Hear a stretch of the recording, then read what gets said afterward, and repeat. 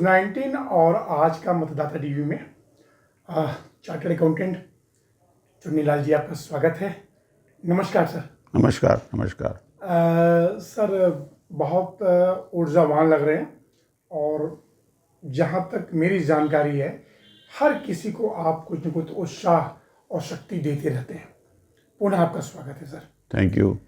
Sir सवाल मेरा ये था कि चाहे घर हो या समाज हो या परिवार हो या देश हो, सब जगह अर्थव्यवस्था का अर्थ का बहुत महत्वपूर्ण होता है।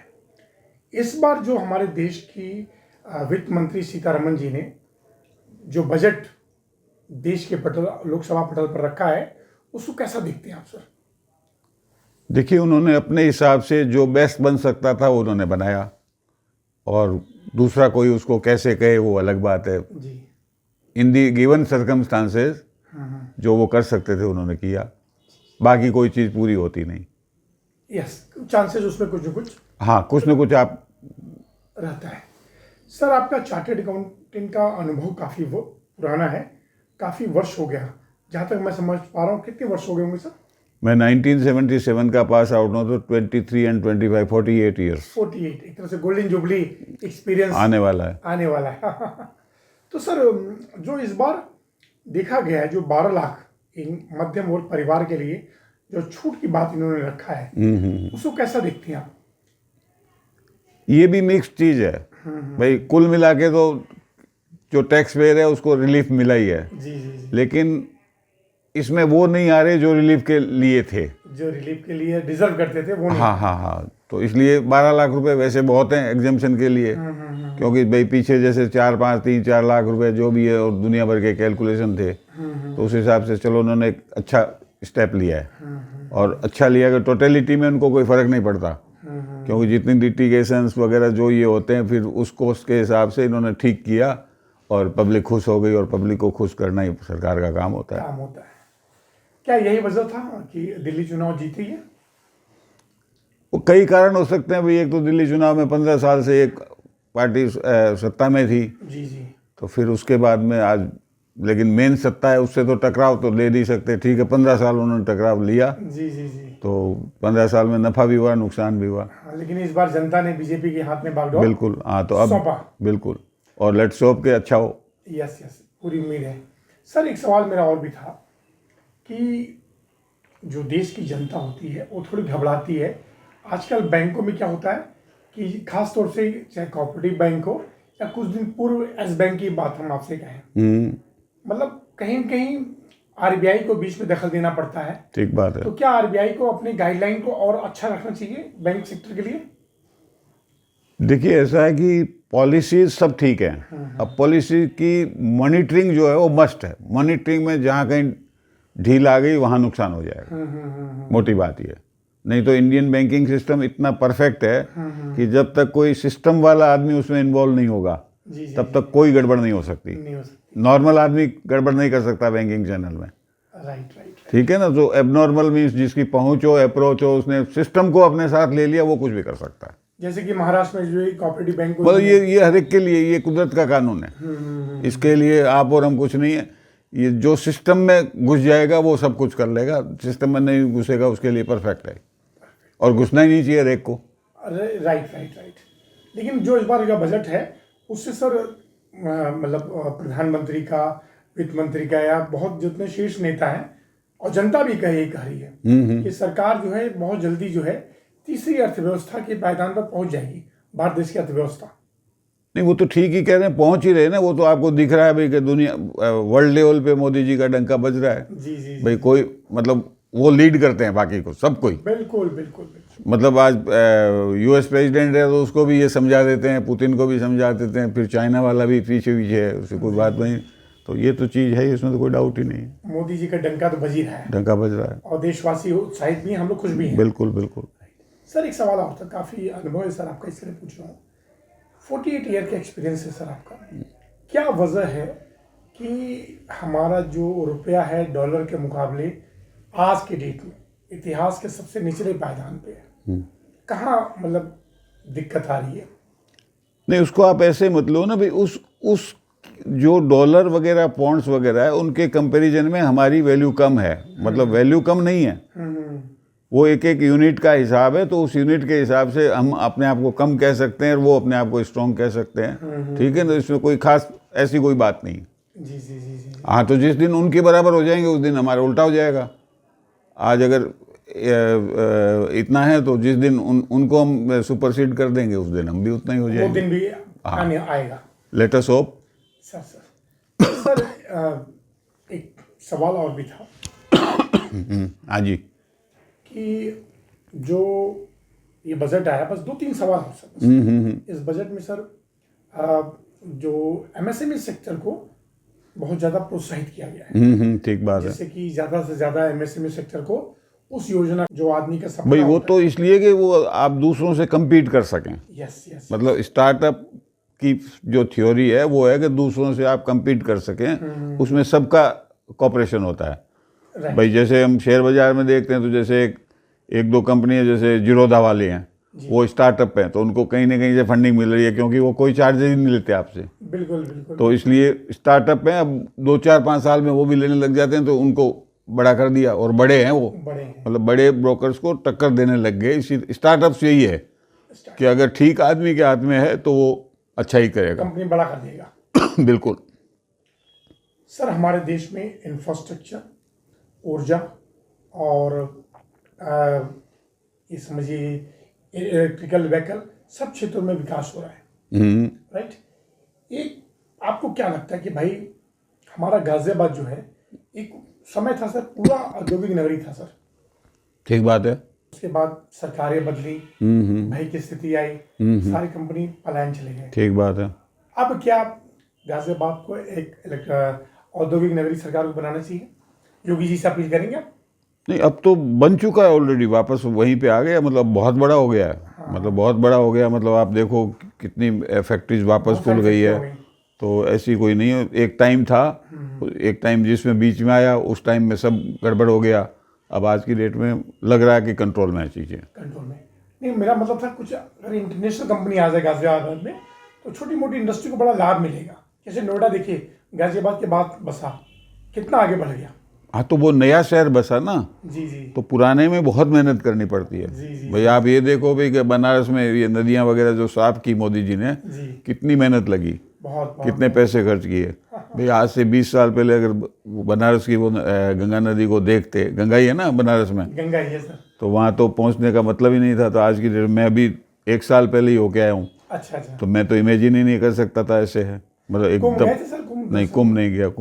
कुंभ में मतलब मेरे लिए बस की बात नहीं थी, हाँ, क्योंकि थोड़ा क्यों पैदल चलना वगैरह जाना का, तो इसलिए फिर वो खुद तकलीफ आए, दूसरों को तकलीफ दे, तो उससे कोई फायदा नहीं है। तो मतलब गाजियाबाद पहले से काफी बेटर हो गया है, लेकिन कुछ एक दो बड़ी इंटरनेशनल कंपनी आ जाए तो गाजियाबाद का विकास और अच्छा होगा। नहीं आएगा। मतलब अब देखो, आज से 10 साल पहले गाजियाबाद का नाम लेके हम किसी को कहते थे तो हाँ, भाव नहीं respect देता था।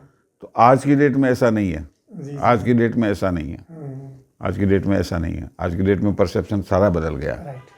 सर एक सवाल और भी था, इनकम टैक्स पेयर की संख्या भारत देश में नहीं बढ़ रही है, बहुत धीमे धीमे बढ़ रही है। तो सरकार ऐसा क्या अप्रोच करे कि इनकम टैक्स पेयर की संख्या बढ़े? नहीं, बढ़ा तो दिए ना इन्होंने, लेकिन बढ़ाने के बाद में जब उनकी इनकम है ही नहीं, तो कहाँ से वो टैक्स देगा? मोटी बात यह कि टैक्स तो आदमी तब देगा जब उसकी इनकम होगी, और इतना इनकम करता नहीं है कि टैक्स दे दे। क्योंकि जो टैक्स का सिस्टम है ना, टैक्स जाने के बाद में कुछ नहीं बचेगा, कुछ नहीं बचेगा। इसलिए तो। लेकिन पहले से काफ़ी फर्क हो गया। एक टाइम में तो ऐसा था कि 90% तक टैक्स लग जाता था। जी जी जी जी। तो अब आज की डेट में साफ साफ तो कर ही दिया, तो इसलिए ठीक है। मतलब जो है, जो देने लायक है वो देंगे।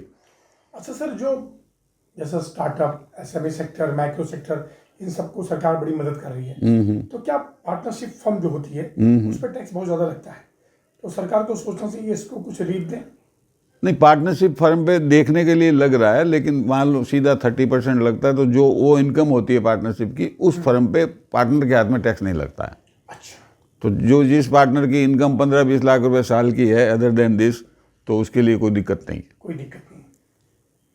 सर एक सवाल और पूछना था, जो जीएसटी है सर, जीएसटी का अभी तक ट्रिब्यूनल नहीं बना, और मेरे ख्याल से सारे जो विवाद हैं वो हाई कोर्ट जा रहे हैं, बहुत सारा पैसा चलन में नहीं है, अगर जीएसटी का ट्रिब्यूनल बन जाए तो पैसा चलाने में हो? देखो ऐसा है कि कहने को तो हम कहते हैं भाई 8 साल हो गए इसको, जीएसटी को तो लागू किए तो लेकिन कोई भी सिस्टम लागू होने के लिए टाइम चाहिए, टाइम चाहिए और उसके पीछे इच्छा शक्ति चाहिए। इच्छा शक्ति तो है सरकार की, जी जी जी। लेकिन अब सरकार उसको कंट्रोल कोशिश कर रही है हर बात के लिए। तो अभी तक जो था वो नहीं मिला, बल्कि जो पीछे सिस्टम था उससे भी थोड़ी सी तकलीफें बढ़ी है, टू बी वेरी फ्रैंक। लेकिन जीएसटी का ट्रिब्यूनल बनना चाहिए, अगर बना वो तो जब उन्होंने जो कहा था, जो उन्होंने सेटअप दिया था, उस सेटअप को उन्होंने पूरा नहीं कर पाए। जी जी जी। मैं नहीं कहूँगा कि किया नहीं, किसी भी कारण से पूरा नहीं हुआ हो, तो इसलिए जनरल फिर दूसरी पब्लिक को क्या कि सीधा हाई कोर्ट जाना पड़ता है। जी जी। जैसे नीचे वाले अधिकारी अगर कोई कोऑपरेट नहीं करें बिजनेसमैन से, तो उसके लिए सीधा हाई कोर्ट जाना पड़ता है। हाई कोर्ट कॉस्टली होता ही होता है। लेकिन अगर बन जाए तो ज़्यादा अच्छा रहेगा। बन जाए तो बहुत सुविधा हो जाएगी। सर जो स्लैब रेट है जीएसटी का, और चाहे लोअर हो या हाईएस्ट हो, उसमें कुछ बदलाव की संभावना है? देखो आप ये समझो कि भी सरकार जो भी ले रही है वो आप हम लोगों से लेके ही हम पे खर्च कर रही है। तो अब उसमें बहुत फॉर्मुलेशन कर रहे हैं ये, कम ज़्यादा वो। जैसे देखो गेहूँ तो हर आदमी खाता है, गरीब भी खाएगा और धनवान भी खाएगा, तो उसमें आप क्या डिस्टिंक्शन नहीं कर सकते। Right right right. तो इसलिए ज़्यादा से ज़्यादा जो ऊपर वाले हैं, मान लो बड़े आदमी हैं, गाड़ियों पे टैक्स 28% है, 38% है, तो वो एक डिस्क्रिमिनेशन हो गया। बाकी जनरल पब्लिक के लिए इससे कम भी हो जाएगा तो फिर वो चलेगी नहीं, क्योंकि भाई 100 सरकार को सुविधा देना है, 1000 के सामने एक आदमी बड़ा है, तो 999 को हाँ, तो वो कहाँ से पाल लेंगे। तो सबका कंट्रीब्यूशन जरूरी है। इसलिए तो आपने जो बड़ी बात बोली, जीएसटी का ट्रिब्यूनल बनना चाहिए, बिल्कुल, और देश तीसरी अर्थव्यवस्था बनने के कगार पर बिल्कुल पहुंचेगा। सर ये मैं हर किसी से पूछता हूँ, वैसे आपके गाजियाबाद में बहुत सारे जूनियर्स चार्टर्ड अकाउंटेंट हैं। ठीक बात है। लोग जब हम आपका नाम लेते हैं लोग बहुत खुश होते हैं, तो उनका भाई उनसे जरूर पूछिएगा कि सर आपने ये प्रोफेशन क्यों चुना, और आप मूलतः रहने वाले कहाँ के हैं? मैं बीकानेर राजस्थान का रहने वाला हूँ। हाँ। और जैसे भी हमारी फैमिली मतलब उसी हिसाब से थी, भाई बिजनेस में थी, तो आगे भाई सीए का भी प्रोफेशन एक तरह से बिजनेस ही माना जाता है। जी जी जी जी। तो वो उस हिसाब से चला। तो और एक अलग से भाई हमारे घर में तो मैट्रिक पास नहीं था कोई, मैं पहला आदमी था। अच्छा। जो आगे आके इतना बना। आज की डेट में मेरा बेटा भी चार्टर्ड अकाउंटेंट है, मेरा एक कजन है वो भी चार्टर्ड अकाउंटेंट है, दूसरा कजन वो MBA है। तो अब पूरा फैमिली उस टाइम में ये कंसेप्ट नहीं था पढ़ने का, भाई 15-20 साल का हुआ अपना दुकान में बैठ जाओ। तो अब थोड़ी चीज़ें बदल गई है इसलिए। तो सर वहाँ से आपके फादर का ये सपना था कि आपको चार्टर्ड अकाउंटेंट बनना है, और आपने इसको पूरा नहीं, उन्होंने अपने पूरी ताकत लगा दी थी। जी जी जी जी। तो ताकत लगा दी थी, तो हमने भी उस ताकत में उन ताकत को मतलब अच्छी तरह से उसको उजागर किया। राइट। सर आपने जो वैशाली में आपकी जो फर्म है AGMS एंड कंपनी, तो इस फर्म को बनाने का उद्देश्य क्या रहा आपका? इस फर्म को बनाने का उद्देश्य यही रहा कि आज से जब मैंने अपनी प्रैक्टिस शुरू की थी, तब एक आदमी एक चार्टर्ड अकाउंटेंट सारे काम कर लेता था, इनकम टैक्स, सेल्स टैक्स सब कर लेता था। अब क्योंकि हर चीज़ में एक्सपर्टाइजेशन हो गया है, जरूरी हो गया, जैसे तो हम क्षेत्र में हो गया। बिल्कुल। तो अब इसमें क्या है कि इतनी चीज़ें हो गई कि एक आदमी नहीं कर सकता, एक आदमी एक सब्जेक्ट को भी नहीं कर सकता, उसमें भी 5 चाहिए। तो इसलिए हमने इस फर्म को बड़ा बनाया। हमारे पास हम 11 पार्टनर्स हैं, जिसमें 8 इसी जगह बैठते हैं, 2 सोनीपत में हैं, 1 गुवाहाटी में। बाकी हमारे पास CA हैं, LLB वाले हैं, कंपनी सेक्रेटरी हैं, 10 का स्टाफ हो रहा है, तो कुल मिला के हमारे 50 आदमियों का स्टाफ है। तो हम एक ही, जैसे ये समझ लीजिए आप बड़ी हॉस्पिटल में आप जाते हैं, तो हम एक तरह से फाइनेंशियल हॉस्पिटल हैं। तो कोई भी आएगा तो हम उसका सारा काम, हमारे पास सब एक्सपर्ट हैं, अपने आप में वो मास्टर हैं। और नहीं तो हमारे पास इतने एसोसिएट्स हैं कि हम किसी तरह से अपना तरीके से काम हो जाता है, तो आने वाले को कोई नुकसान नहीं होता। यानी AGMS एंड कंपनी जो है पूरे देश में अपनी जो वित्तीय सलाहकार, अब पूरे देश में तो आइडिया यही है, ठीक है ना, क्योंकि अभी सरकार भी ये कह रही है भाई जैसे फॉरेन फर्म्स है CA, उनको वो थोड़ा सा नहीं चाहते कि वो हों, लेकिन हिंदुस्तान में जो चार्टर्ड अकाउंटेंट्स हैं वो पार्टनरशिप वाले चल नहीं रहे। तो वो उसमें कंसेप्ट बदलना पड़ेगा। इसी कंसेप्ट से हमने इतनी भाई 9, 10, 11 पार्टनर जैसे हमारे हैं, तो वैसे बहुत नहीं है लेकिन बहुत कम है। भाई आज मैं कहूँ रिलायंस कंपनी की मेरे को ऑडिट मिल जाए तो कहाँ से मिल जाएगी? अगर मेरे पास 50 पार्टनर नहीं है, 100 पार्टनर नहीं है तो नहीं कर सकता। नहीं मिल पाएगी। तो इसलिए सरकार अभी उसमें सपोर्ट कर रही है। तो उसी सपोर्ट को देखते हुए हम कोशिश कर रहे हैं कि हमारे साथ सब जुड़ें और हर टॉपिक में से अगर 50 चैप्टर हैं उसके तो 50 के 50 एक्सपर्ट हमारे पास हो, ताकि कोई गलती का चांस नहीं रहे। सर बहुत अच्छा आपने बताया। बस मैं चाहूँगा 2 शब्द देश के प्रधानमंत्री मोदी जी के लिए आप बोलिए और 2 शब्द योगी जी के लिए। भाई प्रधानमंत्री तो प्रधानमंत्री हैं, दुनिया में उनका डंका चल रहा है। भाई यूएस प्रेसिडेंट के गले में हाथ डाल के मिल लेते हैं। जो कभी कोई पास में नहीं पहुंच सकता था, उनकी बिना परमिशन के कोई जा ही नहीं सकता था। ऐसे ही रूस के जो देश का नाम तो रोशन कर ही रहे हैं। देश का इसमें तो कोई डाउट ही नहीं है भाई, हर आदमी उनको फॉलो करता है। भाई जो पहले हम उनको फॉलो करते थे, अब वो हमें फॉलो करते हैं। ये इन्होंने लिटरली दिखा दिया। योगी जी तो योगी हैं, असली में योगी हैं। असली में योगी हैं बिल्कुल। इनके आगे पीछे का कोई है नहीं, इसलिए इनको जो ठीक लगता है वो कर रहे हैं, उसमें कमी बेसी कोई भी निकाल सकता है। और जो यूपी का लॉ एंड ऑर्डर है काफी अच्छा है। भाई हम 12 साल पहले आए थे, हमें ऐसा कोई फील तो नहीं हुआ, लेकिन 12 साल पहले की दूसरी बात थी। आज की डेट में परफेक्ट है। भाई हम रात को 2 बजे भी घर जाते हैं तो हमें कोई तकलीफ नहीं। वो तो एक दिखने वाला हो गया, बाकी छोटी मोटी चीजें होती रहेगी उसको। चुन्नीलाल जी आपका बहुत बहुत धन्यवाद। फिर किसी विषय पे आपसे बात करेंगे। ठीक, नमस्कार सर। नमस्कार जी, नमस्कार।